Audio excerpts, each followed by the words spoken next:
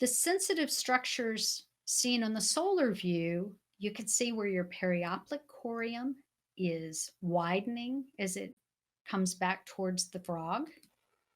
You have your coronary corium that's growing the wall at the heel, and you have your two lamellar coria that are growing the inner wall in your bar and at the heel.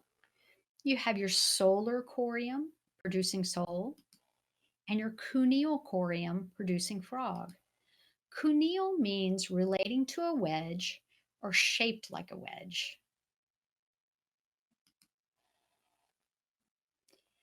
Looking at the back of the foot, there's multiple tissues back here.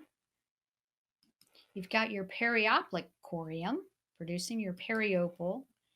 Look at the coronary corium, your lamellar corium. You have sole producing sole tubules and sole corium, sole tubules. Bar lamella, bar papillae, and then your cuneal corium.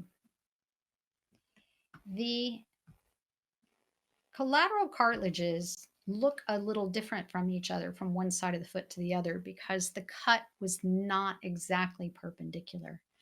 But what's the most interesting is how much soft tissue there is at the back of the foot. Everything, all of these coria are following soft tissue. They are either laying over cartilage or digital cushion.